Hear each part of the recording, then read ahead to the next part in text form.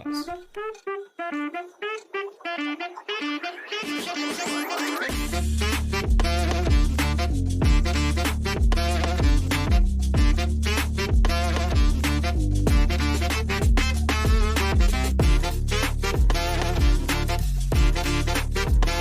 अस्सलाम वालेकुम। आज की हमारी वीडियो है पार्ट 2 है CS 202 मिड टर्म प्रिपरेशन का। ठीक है, इसमें मैं आपको शॉर्ट क्वेश्चन भी बताऊंगा, लॉन्ग क्वेश्चन भी बताऊंगा कि कौन कौन से आने। ठीक है, हाईलाइट मैं साथ साथ करता जाऊंगा। कुछ मेरी hand out mostly hand out highlight हुई हुई है। ठीक है, तो सबसे पहले मैं आपको लोगों को एक बात बताता चलूँ। ठीक है, तो ये मेरा चैनल है। ठीक है, तो ये मैंने आज ही वीडियो, ये देखिए 1 घंटा भी हुआ है, 8 व्यू है इसके। अभी मैंने ये ऑब्जेक्टिव बेस मैंने ना ये आपके लिए वीडियो अपलोड की है।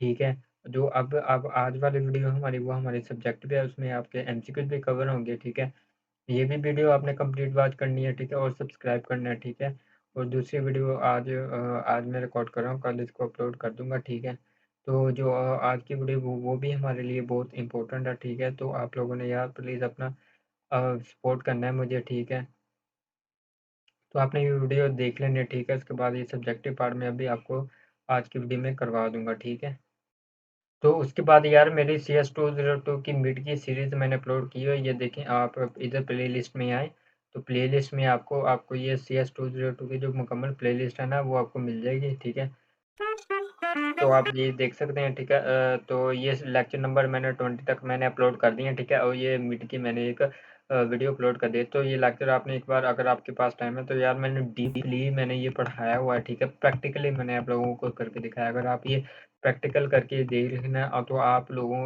को 4/4 CGPA इजीली ले सकते हैं। ठीक है, तो आगे हैं हम अपनी हैंडआउट में। ठीक है, तो सबसे पहले फ्रंट एंड डेवलपर का हमारे पास कॉन्सेप्ट है। इसमें 3 लैंग्वेज होती हैं, HTML होती है, CSS होती है और जावास्क्रिप्ट होती है। ठीक है, ये यहाँ पे लिखी हुई है। ठीक है, तो फ्रंट एंड डेवलपर को हम क्लाइंट साइड डेवलपमेंट भी कहते हैं। ठीक है, तो जो आजकल फ्रंट एंड डेवलपर में यूज़ हो रहा है वो रिएक्ट यूज़ हो रहा है जी, ये जावास्क्रिप्ट की लाइब्रेरी है, लेकिन ये रिएक्ट आपका पार्ट नहीं है कोर्स का। ठीक है, आपने 3 चीज़ें इसमें लैंग्वेज कवर करनी है, HTML, CSS और जावास्क्रिप्ट। उसके बाद फ्रंट एंड डेवलपमेंट, तो ये आपने रीड कर लेना है। जैसे मैं जस्ट आपको बताना है। ठीक है, कॉन्सेप्ट थोड़ा बहुत मैं देता चलूँगा आप लोगों को, क्योंकि वो मैंने लेक्चर में डिटेल से पढ़ाया हुआ है। तो इधर मैं आपको शॉर्ट और लॉन्ग और एमसीक्यू जो बनते हैं वो मैं यहाँ पे आपको कवर करवा रहा हूँ। ठीक है, उसके बाद यूआरएल इसका आपने स्टैंड फॉर देख लेना। ठीक है, उसके जो डेफिनेशन है वो आपने देख लेनी है, यहाँ पे मैंने हाईलाइट की हुई है। ठीक है, उसके बाद यूआरए का आपने स्टैंड फॉर देख लेना है, यूनिफॉर्म रिसोर्स आइडेंटिफायर। ठीक है, तो इसके अंदर ये कुछ यूआरएल है। ठीक है, यूआरएल का पहला पार्ट हमारे पास प्रोटोकॉल आइडेंटिफायर है। ठीक है, सेकंड पार्ट को हम रिसोर्स लोकेशन कहते हैं। ठीक है, और थर्ड पार्ट है इसका ऑप्शनल है। ठीक है, इट्स रिसोर्सेज नेम, ये इसके रिसोर्सेज का नेम हो सकता है, टाइपिकली ये फाइल का नेम हो सकता है ऑन अ सर्वर सर्वर पर। ठीक है, तो ये देखिए हमारे पास एक HTTP ये प्रोटोकॉल आ गया। ठीक है, ये माई डोमेन, ये हमारे डोमेन का नाम आ गया, और ये हमारा पेज आ गया। ठीक है, मतलब ये हमारा फर्स्ट पार्ट आ गया, ये सेकंड पार्ट आ गया। ठीक है, इसका रिसोर्स लोकेशन ये देखें आप। और थर्ड पार्ट हमारे पास ऑप्शनल है। ठीक है, जब हम कोई वेबसाइट पर जाते हैं, कोई हम पेज विजिट करते हैं ना, तो /.html, तो my_.html इसका ये पेज आ गया। ठीक है, उसके बाद डायनामिक यूआरएल है, इसके बारे में या आपने इधर से पढ़ लेना है। यूआरएल इनकोडिंग है, ये भी जस्ट आपने रीड कर लेना है। ठीक है, उसके बाद आपका ये एच टी टी पी के, ये आपके एमसीक्यू के लिए इंपॉर्टेंट है।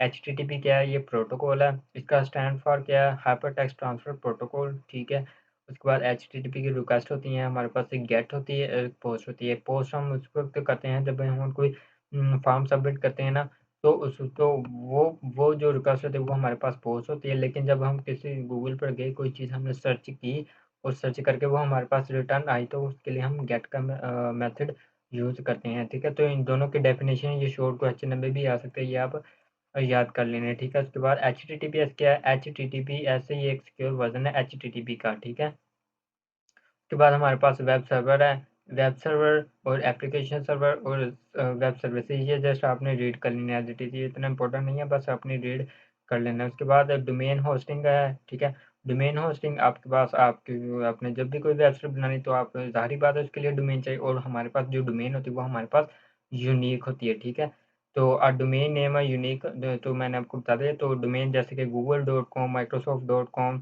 तो ये सब जो हमारे पास पॉपुलर डोमेन है, ठीक है? तो ये मैंने हाइलाइट किया है, ये आपने देख लेना, ठीक है? उसके बाद हमारे पास डोमेन कौन-कौन सी होती हैं, .com, .pk है, हमारे पास .com है, .government है, ठीक है? टॉप लेवल डोमेन हमारे पास होती है, .com होती है, ठीक है? ये सबसे पहले जो हमारे पास है, ये देखें .com, .gov, .pk, तो ये हमारे पास टॉप लेवल डोमेन है, ये जैसे आपने रीड कर लेना। उसके बाद होस्टिंग है, इसको आपने रीड कर लेना। एफटीपी फाइल ट्रांसफर प्रोटोकॉल, ये किसके लिए यूज़ होता है, ये आपने मैंने हाईलाइट किया, ये आपने देख लेना, ठीक है? उसके बाद हमारे पास एचटीएमएल का कॉन्सेप्ट आ गया, ठीक है? HTML stand for hypertext transfer hypertext markup language, ठीक है? तो एचटीएमएल हमारी वेब पेजेस बनाने के लिए इस्तेमाल की जाती है, मतलब हम स्ट्रक्चर बनाते हैं, ठीक है? और हम अगर स्टाइलिंग अप्लाई करना है उसके लिए हम सीएसएस अप्लाई करते हैं, ठीक है? तो ये आपने इसका मुकम्मल ये इंट्रो बहुत ही ईजी है, ठीक है? ये वही है जो मैंने आपको बता दिया। उसके बाद एचटीएमएल की जो बेसिक्स डॉक्यूमेंटेशन है वो मैं आपको दिखा देता हूँ। तो यहाँ पे आएँ, यहाँ पे एचटीएमएल बेसिक्स है, ठीक है? तो एचटीएमएल ये बेसिक्स यहाँ से आप सीखें तो देखें, हमारे पास एक डॉक टाइप 5 एचटीएमएल है, ठीक है? ये इंडिकेट करता है कि एचटीएमएल 5 का वर्ज़न हम यूज़ कर रहे हैं, ठीक है? उसके बाद एचटीएमएल का टैग आता है हमारे पास, जो रूट एलिमेंट होता है हमारे पास, ठीक है? डॉक्यूमेंट के लिए, ठीक है? उसके बाद बॉडी आ जाता है, ठीक है? बॉडी, और उसके बाद हमारे पास h1, फिर उसके बाद बॉडी के हमने जो भी कंटेंट डिस्प्ले करना होता है वो हमने करना होता है बॉडी के अंदर, ठीक है? तो एचटीएमएल है, एचटीएमएल के अंदर हमारे पास एक हेड होता है, ठीक है? हेड के अंदर हमारे पास टाइटल होता है, मतलब कि आप जो कोई वेबसाइट बनाते हैं तो यहाँ पे देखिए आपका नाम आता है और आपका जो आइकन वगैरह आप लगा सकते हैं, तो इसके अंदर हेड भी आ जाता है, ठीक है? वो मैं आपको दिखा देता हूँ। तो एचटीएमएल, तो इधर हम लिख देते हैं हेड, ठीक है? हेड के अंदर हमारे पास आता है टाइटल,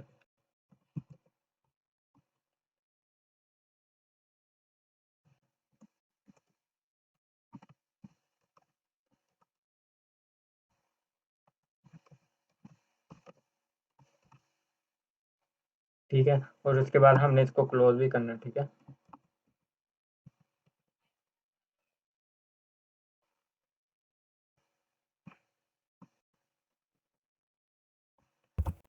अब हम इसको करते हैं रन, ठीक है? तो ये देखें इधर आया तो नहीं, लेकिन ये सारा जो प्रिंट होना, इधर जो एचटीएमएल बेसिक यहाँ पे प्रिंट होगा, ठीक है? तो हेड आता है हमारे पास, एचटीएमएल के अंदर हेड के अंदर हमारे पास टाइटल आता है, ठीक है? और उसके अंदर जो भी हमने कंटेंट डिस्प्ले करना है वो हमने बॉडी के अंदर करना है, ठीक है? लाइव एग्जांपल मैंने आपको करके दिखा दिया, तो यहाँ पे यही लिखा हुआ है, ठीक है? आपने देख लेना, ठीक है? उसके बाद एचटीएमएल की हेडिंग है हमारे पास, टोटल 6 हेडिंग होती हैं हमारे पास, H1 से लेकर H6 तक। तो यहाँ पे देख लेते हैं एचटीएमएल हेडिंग्स, ये भी मैं आपको दिखा देता हूँ। तो ये देखें, तो देखिए हमारे पास जो एचटीएमएल के हमारे पास टोटल 6 हेडिंग है, ठीक है? जो सबसे ज़्यादा यूज़ होने वाली है वो हमारे पास H1 है, जो सबसे कम यूज़ होती है वो हमारे पास H6 है, ठीक है? तो ये आप देख सकते हैं, ठीक है? उसके बाद हमारे पास एचटीएमएल इमेज हमने किस तरह डिस्प्ले करनी है, तो ये भी आपके लिए, ये एमसीक्यू के लिए बहुत इंपॉर्टेंट है, ठीक है? इसको मैं कर देता हूँ हाइलाइट, ठीक है? तो इसको मैं हाइलाइट कर दिया, तो ये आपने प्रिपेयर करना है, ठीक है? इमेज कैसे डिस्प्ले करनी है, तो अभी हम देख लेते हैं यहाँ से एचटीएमएल आप आ गए इधर इमेज में, ठीक है? इमेज के लिए आप इधर आएँ, तो देखें ये हमने हेडिंग लगा ली, ठीक है? इमेज के लिए आईएमजी का टैग हमने लगाना है और उसके अंदर एक सोर्स होता है जहाँ पे हमने पाथ देना होता है कि हमारी पिक्चर कहाँ से ये सर्च करेगा, ठीक है? उसके अंदर ये एट्रीब्यूट है, आर्ट का एक एट्रीब्यूट है, एक विड्थ का एट्रीब्यूट है, एक हाइट का एट्रीब्यूट है। तो आर्ट का एट्रीब्यूट तब हमारे लिए यूज़ होता है जब हमारा कोई इंटरनेट इश्यू हो या हमने कोई पाथ गलत दे दिया हो, तो तब ये उसका अल्टरनेट यूज़ होता है, ठीक है? विड्थ और हाइट इसकी आप दे सकते हैं, एट्रीब्यूट है, ठीक है? आप इसको 600 दे सकते हैं, तो मैं इसको करता हूँ रन। तो देखिए 600 इसकी विड्थ होगी, इसके बाद आप पाथ गलत दे देना, आप इसको करें रन, तो इसके अल्टरनेट यूज़ हो जाएगा। देखें पिक्चर शो नहीं है, उसका अल्टरनेट हमारे पास ये टेक्स्ट शो हो गया, ठीक है? तो ये था कॉन्सेप्ट एचटीएमएल इमेज। उसके बाद हमारे पास एलिमेंट्स और एट्रीब्यूट है, ये मैंने आपको बता दिया, ठीक है? हमारे पास एलिमेंट किसको कहते हैं? हमारा स्टार्टिंग टैग और क्लोजिंग टैग, ठीक है? तो स्टार्टिंग और क्लोजिंग टैग को हम एलिमेंट कहते हैं, ठीक है? अगर हमें कोई एट्रीब्यूट देना हो तो एट्रीब्यूट हम इस तरह से यूज़ करते हैं, विड्थ और हाइट या कोई आल्ट टेक्स्ट, आप ये आपका ये एट्रीब्यूट है, ठीक है? एलिमेंट्स किसको कहते हैं? हमारा पूरा जो ओपनिंग टैग और क्लोजिंग टैग को हम एलिमेंट कहते हैं, ठीक है? नेस्टेड एलिमेंट भी हम कर सकते हैं, ठीक है?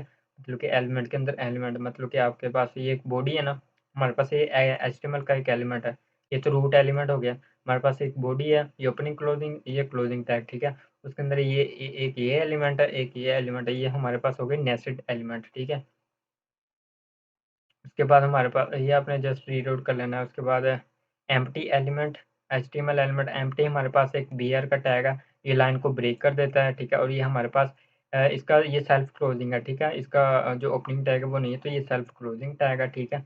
उसके बाद हमारे पास यूज लोअर केस, हम अपर केस में लिखें या लोअर केस में लिखें, हमें इससे कोई फ़र्क नहीं पड़ता, ठीक है? उसके बाद एचटीएमएल के एट्रीब्यूट हैं, ये आपने रीड कर लेना है। उसके बाद लॉन्ग एट्रीब्यूट, लॉन्ग का मतलब हम कौन सी लैंग्वेज यूज़ कर रहे हैं इसमें। उसके बाद टाइटल, ये आपको मैंने एट्रीब्यूट करके दिखा दिया। उसके बाद एचआरईएफ एट्रीब्यूट, हमारे पास हमने कोई लिंक बनाया, तो हम एचटीएमएल में हमने लिंक बनाना है, तो लिंक बनाने के लिए हम एक टैग यूज़ करेंगे, ठीक है? तो यहाँ पे देखें एक टैग, उसके बाद एचआरईएफ, यहाँ पे एक यूआरएल हमने दिया, तो इसका दिस इज़ अ लिंक।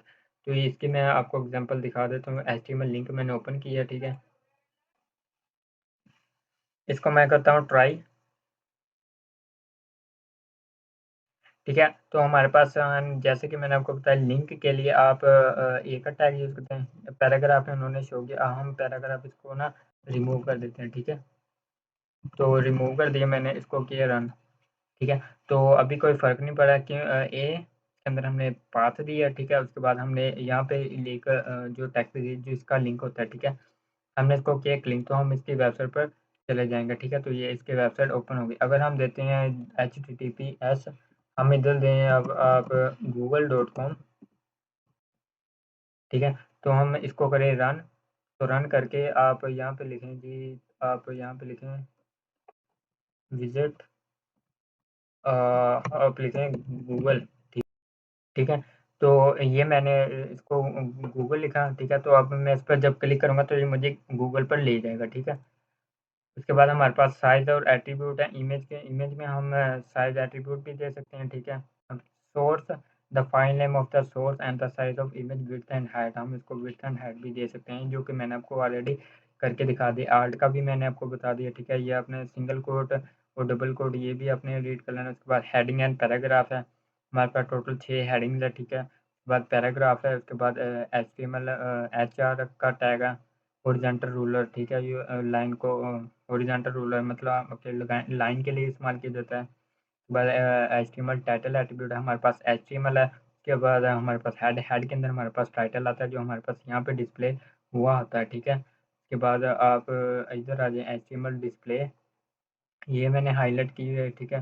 ये कैसे डिस्प्ले करना है, लाइन ब्रेक के लिए हम बीआर का टैग यूज़ करते हैं, ये एम्प्टी टैग होता है, ठीक है? उसके बाद स्टाइलिंग, एचटीएमएल स्टाइलिंग और फॉर्मेटिंग है, ठीक है? आप मतलब कि एचटीएमएल टैग के अंदर आप स्टाइलिंग भी कर सकते हैं, ठीक है? कैसे कर सकते हैं, आपके पास आपके ऐसे बॉडी है ना, ये पूरी बॉडी को स्टाइल बैकग्राउंड कर देगा और उसका कलर लाइट वेट कर देगा, ठीक है?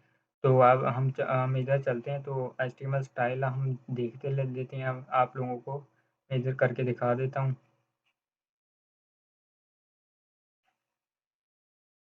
तो ये रहा एचटीएमएल स्टाइल, ठीक है? उसके बाद ये इसको मैंने किया इधर, तो ये देखें हमारे पास एक पी का टैग है, ये नॉर्मल है, ठीक है? हमने एचटीएमएल में स्टाइल कैसे करना है, इसको हम इनलाइन स्टाइलिंग कहते हैं, ठीक है? इनलाइन स्टाइल के लिए आपने स्टाइल का एट्रीब्यूट देना है। उसके बाद कलर, कलर कॉलम रेड, ठीक है? तो आई एम अ रेड, तो ये देखें आई एम अ रेड को हम कलर दे देते हैं, हम कह देते हैं जी ब्लैक, ब्लैक आईएमआई इधर हम कर देते हैं ब्लैक।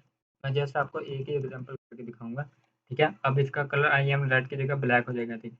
आई एम ब्लैक, उसका कलर भी ब्लैक हो गया, ठीक है? उसके बाद हम फ़ॉन्ट साइज़ भी दे सकते हैं। फ़ॉन्ट साइज़ मैंने दे दिया 50 पिक्सल, तो इसका आई एम बिग, तो ये देखें आई एम बिग। तो ये थी इसकी एग्ज़ाम्पल, ठीक है? आप स्टाइलिंग इस तरह से अप्लाई कर सकते हैं। इसके बाद एचटीएमएल यहाँ आप कलर दे सकते हैं। कलर कैसे दे सकते हैं आप, स्टाइल फ़ॉन्ट आप दें इसको कलर, इधर आएँ, आप दें इसको कलर, ठीक है? ये देखें कलर ब्लू, ये वही आ गया, ठीक है? उसके बाद एचटीएमएल टेक्स्ट साइज़, आप टेक्स्ट साइज़ इंक्रीज़ परसेंटेज में भी दे सकते हैं, ठीक है? पिक्सल में भी दे सकते हैं। उसके बाद टेक्स्ट अलाइन कर सकते हैं, सेंटर कर सकते हैं, ठीक है? बाद अभी कुछ फॉर्मेटिंग है। फॉर्मेटिंग टैग क्या मैं यहाँ पे आपको दिखा देता हूँ। बोल्ड टेक्स्ट के लिए बी का टैग यूज़ होता है, इम्पोर्टेंट टेक्स्ट के लिए हम स्ट्रॉन्ग का टैग यूज़ करते हैं, ठीक है? इटैलिक के लिए आई का टैग, एम्फसाइज़ टेक्स्ट के लिए हम ईएम का टैग यूज़ करते हैं। मार्क टेक्स्ट हमारे पास ये हाइलाइट मतलब कि हमारे पास हाइलाइट करता है टेक्स्ट को, स्मॉल टेक्स्ट स्मॉल के लिए, डिलीट टेक्स्ट तो डिलीट टेक्स्ट ये डिलीट के लिए इस्तेमाल होता है, ठीक है? मतलब कि ऐसे लाइन कट जाती है, ठीक है? उसके बाद इंसल्टेड टेक्स्ट इंसल्ट के लिए सुपरस्क्रिप्ट ये देखें हमारे पास एग्ज़ाम्पल है ना एक्स स्क्वायर तो ये हो गया सुपरस्क्रिप्ट, ठीक है? सबस्क्रिप्ट हमारे पास H2 इसकी बेस आ गई ओ ये तो ये इसका ये सबस्क्रिप्ट है और ये सुपरस्क्रिप्ट है, ठीक है? तो इसकी भी मैं एग्ज़ाम्पल आपको दिखा देता हूँ। तो देखें आपके पास ये एग्ज़ाम्पल है, ये आप देख सकते हैं, ठीक है? ये सारी इन्होंने दी हुई है इधर। के बाद है ये सारी जो फ़ॉर्मेटिंग है वो मैंने आपको ऊपर बता दी है, ठीक है? डिलीटिंग के लिए डेल का टैग यूज़ होता है, ठीक है? ये देखिए डेल, ठीक है? उसके बाद से सुपरस्क्रिप्ट, सबस्क्रिप्ट का भी टैग होता है। ठीक है, उसके बाद हमारे पास एचटीएमएल कोटेशन है, हम शॉर्टकट कोटेशन में लिख सकते हैं, हम ब्लॉक वर्ड्स में भी लिख सकते हैं, ठीक है? वो ये मैंने हाइलाइट किया, आपने देख लेनी है। उसके बाद एबीबीआर हमने कोई एप्रीविएशन के लिए देना है, तो उसके लिए हम एबीबीआर यूज़ करते हैं। एड्रेस के लिए हम एड्रेस यूज़ का टैग यूज़ करते हैं। वीडियो हमारे पास जो टैग है, ये हमारे और बाई डायरेक्शन ओवरराइड के लिए यूज़ किया जाता है, ठीक है? ये डिफाइन है बाई डायरेक्शन ओवरराइड, ये आपने एमसीक्यूज़ के लिए देख लेना है, ठीक है? उसके बाद HTML computer code KBD KBD ये भी एमसीक्यूज़ के लिए आपने देखना है, कीबोर्ड इनपुट के लिए टैग यूज़ होता है, ठीक है? उसके बाद सैम्प के लिए यूज़ होता है, ठीक है? ये फॉर्मेटिंग है, ये आपने देख सकते हैं। उसके बाद कमेंट है, ये भी आपको शॉर्ट क्वेश्चन आ सकता है, ठीक है? एचटीएमएल में हम कमेंट कैसे करते हैं या कोई आप करके दिखाएँ, तो हम कमेंट कैसे करते हैं ये हम लगाते हैं angle bracket start exclamation mark hyphen hyphen यहाँ पे हमारा कंटेंट आ जाएगा और यहाँ पे हाइफ़न हाइफ़न आपने एंगल ब्रैकेट क्लोज़ कर देंगे, ठीक है? तो इसकी भी एग्ज़ाम्पल हम देख लेते हैं, ठीक है? एचटीएमएल कमेंट में हम गए, तो यहाँ पे देखें, ये देखें, ये हम कमेंट जो करते हैं हमारे पास डिस्प्ले नहीं होता है, ठीक है? तो देखिए इसको भी हम अगर हम करें ना कमेंट अब हमारे को ये देखें एक्सक्लेमेशन मार्क अ ये हाइफ़न हाइफ़न ठीक है, कहाँ तक आपने करना है? तो यहाँ पे मैं कह रहा हूँ जी पूरे करना है, तो मैं कहता हूँ इसे तो अब इसको रन करते कुछ भी नहीं डिस्प्ले हुआ, ये देखें वो गायब हो गया, ठीक है? तो मैं यहाँ कंट्रोल जी कर देता हूँ, अब हमारे पास ये प्रिंट हो जाएगा, ठीक है? तो ये कमेंट हम ऐसे करते हैं, ठीक है? उसके बाद हमारे पास आ जाते हैं कंडीशनल कमेंट्स, ठीक है? ये भी आपने देख लेने हैं, उसके बाद इसको छोड़ दें, उसके बाद एचटीएमएल लिंक्स में ये मैंने आपको बता दिया, ठीक है? उसके हमारे पास लोकल लिंक्स होते हैं, ठीक है? ये भी आपने देख लेना, उसके बाद एचटीएमएल कलर एंड आइकॉन ये मैंने हाईलाइट किया, ये आपने देख लेना, उसके बाद ये इंपॉर्टेंट है आप लोगों के लिए, एमसीक्यूज भी आ सकता है, ठीक है? ए लिंक एक्टिव के लिए, विजिटेड के लिए, होवर के लिए और एक्टिव के लिए, ठीक है? उसके बाद एचटीएमएल लिंक टारगेट एट्रीब्यूट अगर आपके पास एक लिंक है ना, तो आपको अगर टारगेट ब्लैंक कर देंगे, तो वो मत आपका लिंक उसी वेबसाइट पर नहीं बल्कि दूसरी टैब पर मतलब मैं इसको क्लिक करूँगा तो ये दूसरी टैब पर ले जाएगा। अगर आप टारगेट ब्लैंक नहीं करेंगे तो आपको आपके जो वेबसाइट पर ही वो लिंक ओपन हो जाएगा, ठीक है? लेकिन नॉर्मली हम अगर आप किसी दूसरी वेबसाइट का हम लिंक देते हैं ना, तो हम टारगेट ब्लैंक कर देते हैं ताकि वो नई टैब में हमारे पास वो लिंक शो हो, ठीक है? हम बार एचटीएमएल लिंक है, ठीक है? हम इमेज को भी एज़ अ लिंक कर सकते हैं, ठीक है? उसके लिए आपने ए का टैग लगाना है, इधर आपने वो यूआरएल देना है, ठीक है? उसके बाद ए का टैग लगा के, ठीक है? आपने उसके अंदर आपने देनी है इमेज, ठीक है? तो इमेज के लिए आप जो इमेज जहाँ पे आपकी पड़ी है वो, ठीक है? उसके बाद आपकी जो हम आपके पास है आर्ट एट्रीब्यूट है वो लिखें, आप इसको स्टाइल दें विड्थ और हाइट, ठीक है? इधर आप उसको पिक्चर आपने जहाँ पे जिस वेबसाइट से आपने उठाई है, वो आपने इधर यूआरएल देना है, ठीक है? और आपने वो पिक्चर जस्ट आपने पिक्चर लेनी है अपने अंदर पाथ रखना है, ठीक है? वो पाथ है आपने इधर दे देना है, ठीक है? वो आपके पास image as a link show हो जाएगी, ठीक है? उसके बाद एचटीएमएल लिंक आईडी एट्रीब्यूट तो ये मैंने कुछ एडिशनल चीज़ें लिखी हैं, ये आपने देख लेनी है। उसके बाद एचटीएमएल इमेज ये अभी आपने देख लेना है। उसके बाद हमारे पास एक एब्सोल्यूट यूआरएल होता है, एक रिलेटिव यूआरएल। अपने हम जो दूसरी वेबसाइट का लिंक करते हैं, उसको हम एब्सोल्यूट यूआरएल कहते हैं और रिलेटिव यूआरएल हमारी जो वेबसाइट का यूआरएल होता है, वो हमें रिलेटिव यूआरएल के तौर पर यूज़ किया जाता है, ठीक है? उसके बाद हमारे पास विड्थ एंड हाइट ये मैंने आपको करके दिखा दी है, ठीक है?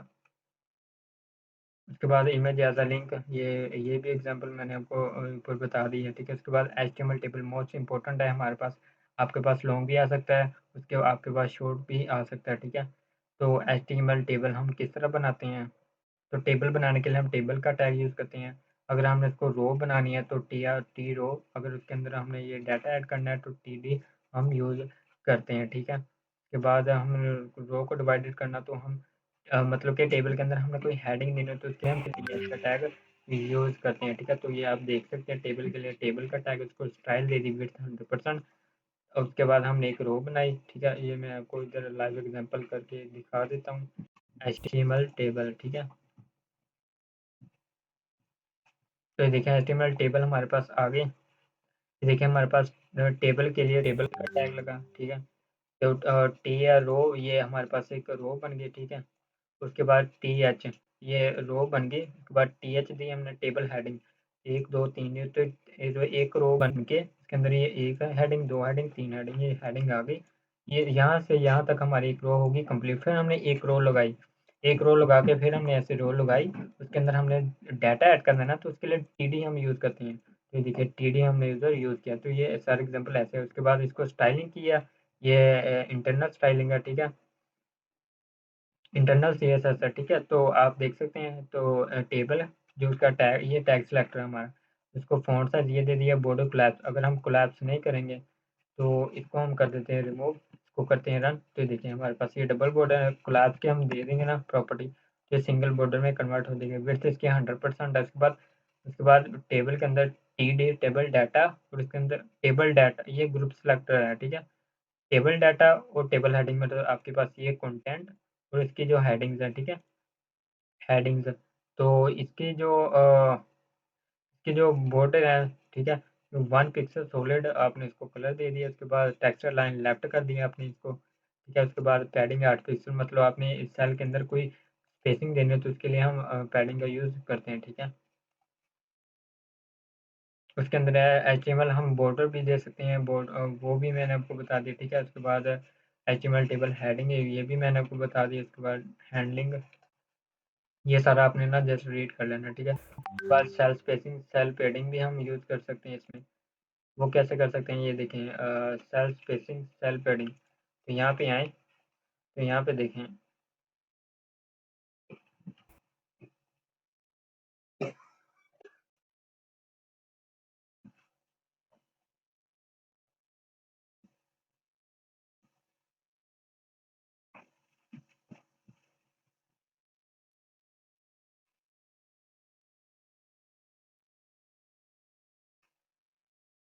तो यहाँ पे देखें आपके पास एक बॉर्डर लगा हुआ है, ठीक है। उसकी स्टाइलिंग अप्लाई की हुई है, ठीक है। बॉर्डर क्लैप्स और पैडिंग, तो सेल स्पेसिंग और सेल पैडिंग, आप इधर आएँ।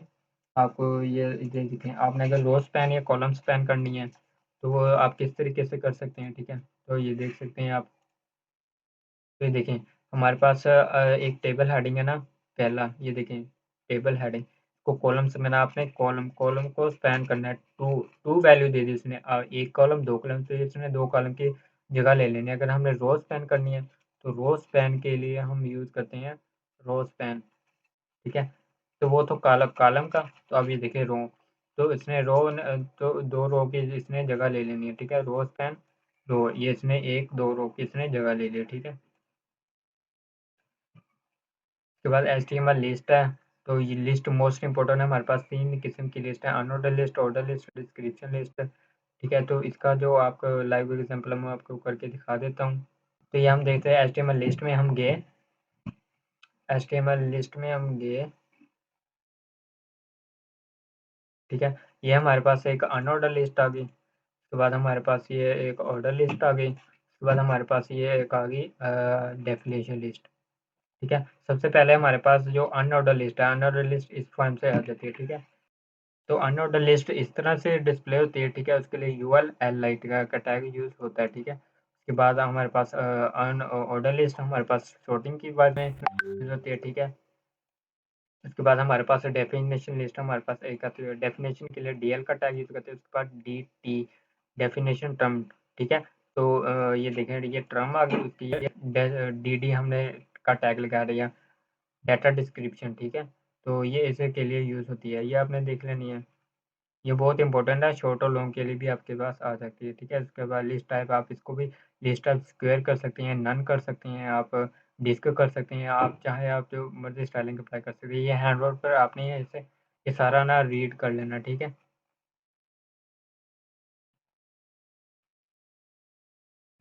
वेल HTML हमारे पास ब्लॉक लेवल जो एलिमेंट है हमारे पास H1 है, PL है, UL है और टेबल है, ठीक है। हमारे पास जो हमारे पास नॉर्मली जो लाइन को ब्रेक कर दे, ठीक है। उसके बाद है हमारे पास div भी एक ब्लॉक लेवल एलिमेंट है, ठीक है। उसके बाद div has a no special meaning, ठीक है। उसके बाद स्पैन हमारे पास इनलाइन टैग है, ये हम कोई खास स्टाइलिंग अप्लाई करने तो हम उसके लिए यूज़ करते हैं, ठीक है। HTML लेआउट है, हमारे पास एक हेडर होता है, एक नैबार होती है, एक फुटर होता है, ठीक है, एक सेक्शन होता है। ये आपने पढ़ लेनी है, ठीक है, ये आपने देख लेनी है, ये इंपॉर्टेंट है, ठीक है। उसके बाद हमारे पास CSS हम स्टाइलिंग के लिए अप्लाई करते हैं, ठीक है।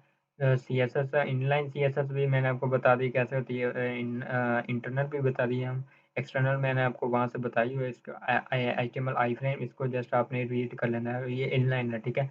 HTML फॉर्म ये भी हमारे पास मोस्ट इंपॉर्टेंट है, ठीक है। शॉर्ट में भी आ सकते हैं आपके पास, ठीक है। HTML फॉर्म, तो फॉर्म के लिए हम फॉर्म का टैग यूज़ करते हैं, ठीक है। तो HTML ये में कुछ एडिशनल चीज़ें रखी हुई हैं। फॉर्म हमारे पास क्या काम करता है, हम किसी की इंफॉर्मेशन स्टोर करने के लिए हम फॉर्म का यूज़ करते हैं, ठीक है। तो हमारे पास फॉर्म किस तरह बने, input type text define the input field of text, ठीक है। उसके बाद रेडियो बटन बनाते हैं, हम सबमिट बनाते हैं। उसके बाद एक एक्शन होता है फॉर्म में, एक रिक्वेस्टेड होते हैं गेट और पोस्ट की, ठीक है। तो नेम और एट्रीब्यूट होता है, ठीक है। इसको मैं आपको करके दिखा देता हूँ। HTML फॉर्म, तो हम इधर आए, इधर आके हम गए HTML फॉर्म किधर है हमारा, तो देखिए HTML फॉर्म आ गया हमारे पास। तो HTML फॉर्म हम किस तरह बनाते हैं, तो देखें फॉर्म के लिए फॉर्म का टैग, उसके बाद ये देखें एक्शन, आपने एक्शन पर आपकी वो फाइल आती है जहाँ जिस फाइल में आपने डाटा सबमिट करना होता है। तो आपका PHP में फाइल ये डाटा सबमिट होगा, ठीक है। फॉर्म के अंदर हमारे पास लेबल आ गया, एक लेबल को फाड़ के इसका एक एट्रीब्यूट दे दी फॉल्ट, उसके बाद हमने दे दिया फर्स्ट नेम, ये हमारे पास ये लेबल आ गया, ठीक है। उसके बाद हमने दे दी इनपुट टाइप टेक्स्ट, उसको एक ID दे दी, ठीक है, इनपुट टाइप टेक्स्ट, ठीक है।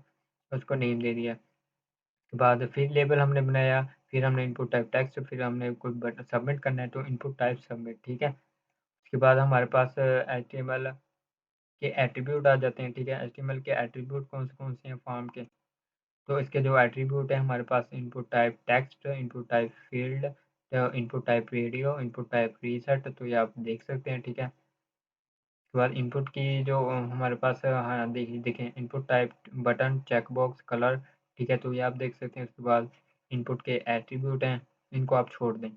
ये आपके लिए, ये आपने जस्ट हैंड आउट में जो जो है ना आपके जो जो सिंपल से हैं वो आपने रीड आउट कर लेने, ठीक है।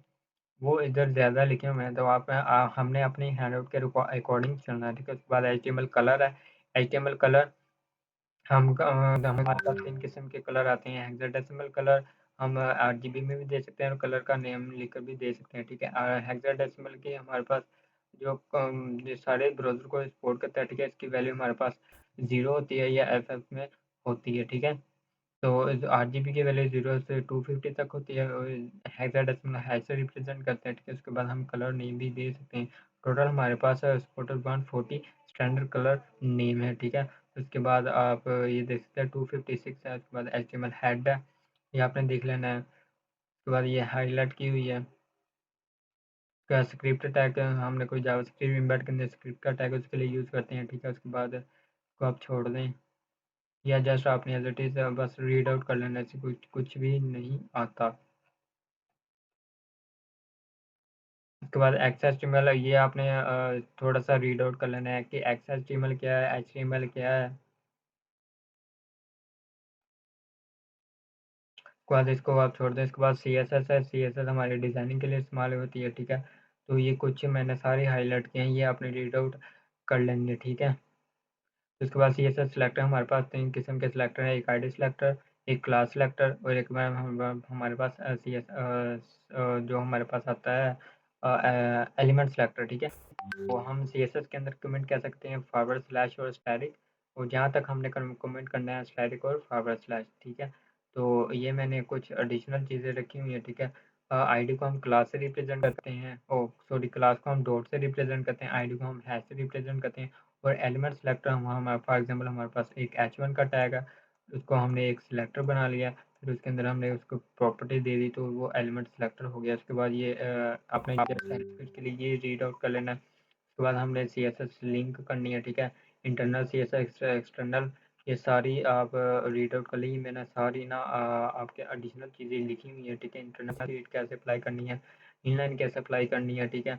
ये एलिमेंट सेलेक्टर है, ठीक है। उसके बाद बैकग्राउंड कैसे चेंज करना है, ठीक है। उसके बाद टेक्स्ट एंड साइज, आप टेक्स्ट ट्रांसफॉर्म दे सकते हैं, अपर केस, लोअर केस, ठीक है। उसके बाद text form, text indentation, text formalities, ठीक है। उसके बाद आप इधर आए, उसके बाद आप फ़ॉन्ट साइज़ भी अप्लाई कर सकते हैं और फ़ॉन्ट भी अप्लाई कर सकते हैं। उसके बाद CSS के लिंक्स हैं, ठीक है। विजिटेड, अनविजिटेड, ये आप पढ़ सकते हैं, ये किसके लिए यूज़ होते हैं, ये भी आप देख सकते हैं। CSS की लिस्ट, ठीक है, तो ये आप देख सकते हैं। उसके बाद HTML और CSS का टेबल है, आपने उसको डिज़ाइन करना है, वो कैसे करना है वो मैंने पिछले वीडियो में आपको बता दिया, ठीक है। उसके बाद हमारे पास बॉक्स मॉडल है, ये भी इम्पोर्टेंट क्वेश्चन है हमारे पास, ठीक है। तो इसके अंदर हमारे पास होता है मार्जिन, बॉर्डर, पैडिंग और द एक्चुअल कंटेंट, ठीक है। हमारे पास एक बॉक्स है, ठीक है। उसके अंदर हमारे पास एक कंटेंट, कंटेंट के अंदर हमने एक पैडिंग दे दी, फिर उसके अंदर हमने मार्जिन दे दिया, बॉर्डर दे दिया, फिर उसके अंदर हमने मार्जिन दे। तो ये कॉन्सेप्ट है इसका बॉक्स मॉडल का, तो ये मैंने आपको कंप्लीट करके दिखाया हुआ है, ठीक है। तो यहाँ से आप हम देख लेते हैं CSS में। तो ये देखिए CSS में बैकग्राउंड कैसे अप्लाई करना है, तो ये देख सकते हैं आप, यहाँ से एग्जांपल ले सकते हैं, ठीक है। उसके बाद हम बॉक्स मॉडल में चले जाते हैं, हमारा टॉपिक है बॉक्स मॉडल का, ठीक है। तो आप यहाँ पे आएँ, तो ये देखिए उन्होंने बॉक्स मॉडल का यहाँ पे कॉन्सेप्ट दिया हुआ है। तो हमने एक पैराग्राफ लिया, ठीक है। उसके बाद हमने एक डिव लिया, ठीक है। उसके बाद हमने डिव है ना, जो हमारे पास बैकग्राउंड कलर हमने दे दिया लाइट ग्रे, ठीक है। उसके बाद हमने विड्थ दे दी, उसकी border they the, margin they the, padding दे दी, ठीक है। उसके बाद हमारे पास कौन सा बॉर्डर, हम बॉर्डर भी दे सकते हैं, आउटलाइन भी दे सकते हैं, नन भी दे सकते हैं, ठीक है।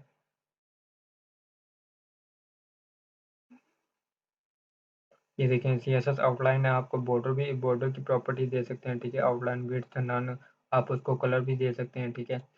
उसके बाद आप आ जाएं इधर, ये सारा आपने देख लेना, ठीक है। उसके बाद मार्जिन एंड पैडिंग, मार्जिन हम अगर हमने बाहर की तरफ फासला देना हो तो हम इसके लिए मार्जिन यूज़ करते हैं, अंदर हमने फासला देना हो, स्पेसिंग देना हो, तो उसके लिए हम पैडिंग का यूज़ करते हैं, ठीक है। उसके बाद शॉर्ट हैंड है, आप मार्जिन लगाएं, मार्जिन 20 पिक्सल, इसका मतलब आपके चारों तरफ अप्लाई होगा, ठीक है। तो इसका शॉर्ट हैंड है। उसके बाद आपने ये जो सारी रीड आउट कर लेनी है, उसकी डिमेंशन है CSS की, अलाइन आइटम है, ठीक है। ये सारी मैंने हाइलाइट की है, जैसे आपने, इसके बाद पोजीशन फिक्स्ड है, ये भी हमारे पास शॉर्टकट में आ सकता है, ठीक है। तो कौन सी पोजीशन कौन सा काम करती है, ये मैंने आपको करके दिखाया हुआ है। तो यहाँ पे हम देख लेते हैं, CSS पोजीशन में हम चले जाते हैं। तो ये CSS पोजीशन में हम आ गए, ठीक है। हमारे पास पोजीशन, हमारे बाय डिफ़ॉल्ट हमारे पास स्टैटिक होती है, ठीक है। तो यहाँ पे हम देख लेते हैं, तो ये पहले एग्जांपल है पोजीशन स्टैटिक की। उसके बाद हमारे पास पोजीशन रिलेटिव की एग्जांपल है। उसके बाद हमारे पास पोजीशन फिक्स की एग्जांपल है, ठीक है। उसके बाद हमारे पास पोजीशन एब्सोल्यूट की एग्जांपल है, ठीक है। तो देखिए पहले पोजीशन स्टैटिक, ठीक है। तो H2P, उसके अंदर हमने डी बनाया, इसको हम दी क्लास स्टैटिक, ठीक है। उसके बाद हमारे पोजीशन स्टैटिक, तो ये बाय डिफ़ॉल्ट होती है, ठीक है। उसके बाद हमारे पास पोजीशन रिलेटिव आ गया, हमारे पास डिव है रिलेटिव, ठीक है। डिव के अंदर जो क्लास है रिलेटिव की, उसको हमने पोजीशन दिया रिलेटिव लेफ्ट, तो ये देखिए लेफ्ट से नॉर्मल पोजीशन से हमने उसको हटाना हो तो उसके लिए हम पोजीशन रिलेटिव का यूज़ करते हैं, ठीक है। उसके बाद पोजीशन हमारे पास फिक्स है, आपने पोजीशन उसकी फिक्स कर दी, वो वहीं रहेगी। हमने कोई चैट कुछ आइकन हम चिपका के रख देते हैं, तो वो हम पोजीशन फिक्स करके रख देते हैं, ठीक है। उसके बाद पोजीशन रिलेटिव आ जाता है, ठीक है। हमने बॉक्स के अंदर कोई चीज़ मूव करवानी है तो उसके अंदर हम पोजीशन एब्सोल्यूट यूज़ करते हैं, ठीक है। तो ये आपने देख लेनी है, ठीक है। उसके बाद CSS कॉम्बिनेटर है, ठीक है। ये आपने जस्ट रीड आउट कर लेने हैं, ठीक है। ये कौन कौन से इसकी जो सिंबल्स हैं वो आपने देख लेना है। इसका सूडो क्लास किसको कहते हैं, हमारे पास ए कॉलम होवर, विजिटेड, अनविजिटेड, ठीक है। तो एक्टिव है, ठीक है। तो ये सारी सूडो क्लास है। उसके बाद फर्स्ट चाइल्ड चाइल्ड है, ये आपने रीड आउट कर लेनी है।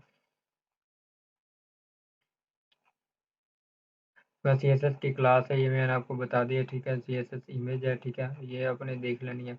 बस CSS ओपेसिटी, ओपेसिटी का मतलब क्या है कि आपके अंदर आपके पास ये टेक्स्ट लिखा हुआ है, तो मैं इसको दिखा देता हूँ CSS ओपेसिटी। तो ये देख कर लेते हैं हम। तो ये देखें,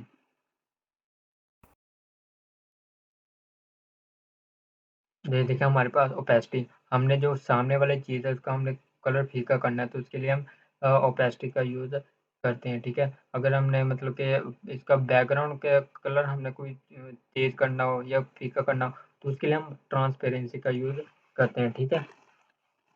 उसके बाद आ जाता है, ये सारी आपने पढ़ लेना है, ठीक है। ये मैंने यार लेक्चर में डीपली कवर करवाए हुए हैं, ठीक है। ये जस्ट आपको हैंड आउट बहुत आप जो है ना पास पेपर उस पर रिलाई नहीं कर सकते, ठीक है। बाद अगर वर्चुअल यूनिवर्सिटी हमारी हैंड आउट से ही पेपर मेन हमारा आता है, ठीक है। जो पास पेपर हम उस पर बाद अवत आज सारा आ जाता है, कभी 50%, कभी 25%, कभी 75% आ जाता है, ठीक है। तो आप पास पेपर्स के साथ जो मैंने वीडियो आपके लिए प्रिपेयर की है एमसीक्यूज की, वो आपने देख लेनी और साथ ये वाली वीडियो आपने देख लेनी अगर आपकी बिल्कुल भी तैयारी नहीं है, ठीक है। अगर आपके पास टाइम है तो वो आप लेक्चर व्यू कर सकते हैं, ठीक है। उसके बाद सीएसएस की मीडिया टाइप्स है, तो मीडिया टाइप्स के लिए हम ऐड मीडिया के थ्रू हम इसके थ्रू हम करते हैं इसको रिप्रेजेंट, ठीक है। हमने कोई टैबलेट पर वेबसाइट दिखानी है या लैपटॉप पर दिखानी है, ठीक है, तो हम इसके थ्रू मीडिया के थ्रू करते हैं, ठीक है। उसके बाद सीएसएस एट्रीब्यूट सेलेक्टर है, ये आपने देख लेना है, जस्ट रीड आउट कर लेनी है एज इट इज़, ठीक है। उसके बाद आप जो मैंने हाइलाइट की वो आपने सारे देख लेना है, शॉर्ट और लॉन्ग क्वेश्चन के लिए हमारे पास इंपॉर्टेंट है। उसके बाद हमारी जावा स्क्रिप्ट स्टार्ट होती है। जावा स्क्रिप्ट किसके लिए यूज़ होती है, हमारे कोई वेबसाइट है उसमें हम कोई इंटरेक्टिविटी ऐड करनी है ना, तो हम उसके लिए हम जावा स्क्रिप्ट यूज़ करते हैं, ठीक है। तो जावा स्क्रिप्ट यहाँ पे देख लेनी है, ठीक है। उसके बाद जावा स्क्रिप्ट में हम स्टेटमेंट को सेपरेट करते हैं सेमीकोलन से। ये हमने सेमीकोलन, ये एक स्टेटमेंट हो गई, ये दो स्टेटमेंट हो गई, ये तीन हो गई, ठीक है। तो उसके बाद जावास्क्रिप्ट की स्टेटमेंट है, ये आपने देख लेनी है। उसके बाद जावास्क्रिप्ट के लिटरल्स हैं, ये कुछ नंबर्स हैं, स्ट्रिंग है और फ्लोटिंग है, ये आपने देख लेनी है। उसके बाद जावास्क्रिप्ट के ऑपरेटर है, लेसन, ठीक है।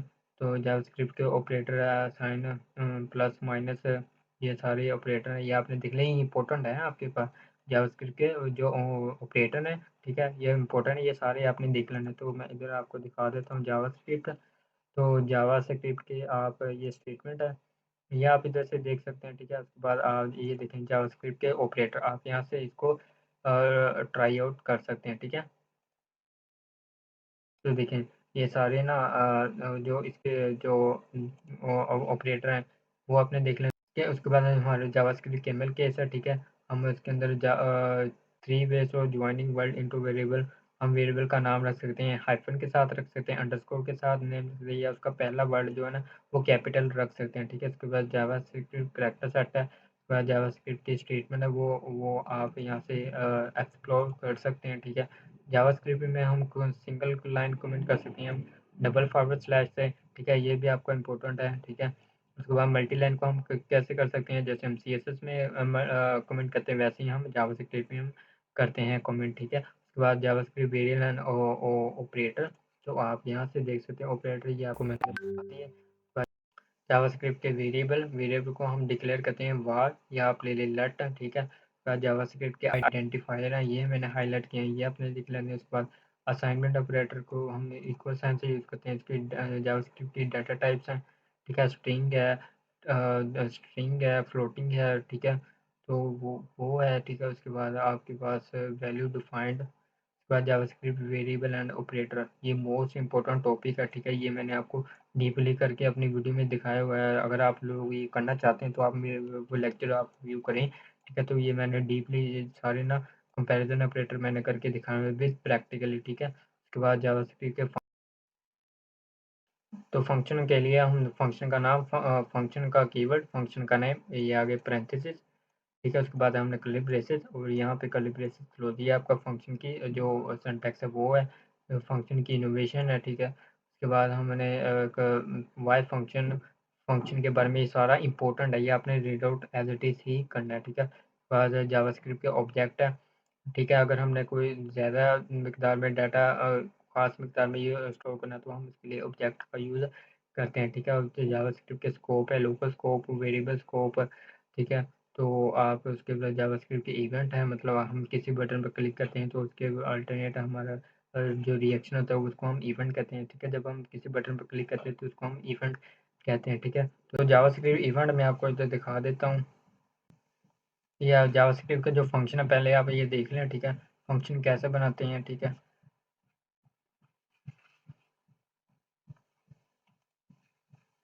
तो देखें हमारे पास एक जावास्क्रिप्ट का हेडिंग है, ठीक है, पैराग्राफ है, इसको नाम हमने दे दी आईडी। उसके बाद स्क्रिप्ट है, हमने फंक्शन के लिए फंक्शन का कीवर्ड, फंक्शन का नाम लिख दिया, उसके अंदर हमने पैरेंथेसिस दे दिया, उसके अंदर हमने दो पैरामीटर पास कर दी, उसके अंदर हमने मल्टीप्लिकेशन करवा के उसको हमने रिटर्न करवा दिया, ठीक है। उसके बाद हमने किया लेट रिजल्ट, हमने एक कीवर्ड लिया, वेरिएबल लिया रिजल्ट के नाम से। उसके बाद हमने फंक्शन के बाद उसकी हमने वैल्यू दे दी, फिर हमने इसको गेट एलिमेंट बाय आईडी कर ली, तो वो उसको इसको असाइन हो जाएगी वैल्यू, ठीक है। उसके बाद जावास्क्रिप्ट इवेंट भी हो गया हमारे पास, और जावास्क्रिप्ट सॉरी इसकी आपको एग्जांपल दिखा देता हूँ।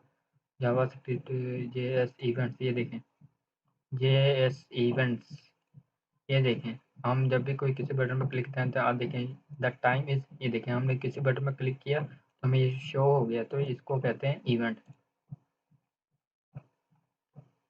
उसके बाद जावास्क्रिप्ट के स्ट्रिंग्स हैं, आप वो भी इधर से एक्सप्लोर कर सकते हैं, ठीक है। वैसे वीडियो काफ़ी लंबी हुई है यार, तो इस जावास्क्रिप्ट के नंबर हैं, ठीक है। उसके बाद आपके पास ये मैंने आपको करके दिखाया हुआ है, आप वहाँ से लेक्चर व्यू कर सकते हैं। इसके बाद जावास्क्रिप्ट नंबर मेथड है, तो ये सारा हाईलाइट मैंने किया हुआ है जावास्क्रिप्ट में। ये सारे शॉर्ट शॉर्ट क्वेश्चन है, ठीक है, जो मैंने हाईलाइट किए हैं आपके लिए शॉर्ट क्वेश्चन है, ठीक है। इसके बाद जावास्क्रिप्ट के और डेट है, जावास्क्रिप्ट डेट है, ठीक है। ये सारे आपने देख लेने हैं। ये मैंने जो लेक्चर व्यू करवाए हुए हैं आप ये जो मैंने लेक्चर आप लोगों की मिड की सीरीज की हुई ना अपलोड, उसमें मैंने डिटेल से मैंने स्टडी करवाया हुआ है, ठीक है।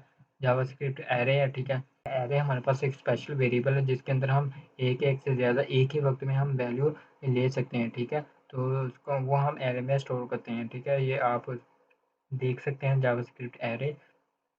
अरे यार use to store multiple value in single, हम सिंगल वेरिएबल के अंदर हम मल्टीपल वैल्यू स्टोर कर सकते हैं, ठीक है। जावास्क्रिप्ट एरे के अंदर फॉर एग्जांपल हमने ले लिया और एक बार, ठीक है, कार एक वेरिएबल ले लिया, ठीक है। उसके बाद हमने एरे के अंदर हमने ये तीन वैल्यू ले ली, हमने मल्टीपल वैल्यू स्टोर कर ली ना, ठीक है। उसके बाद हमने इसको गेट कर लिया, ठीक है।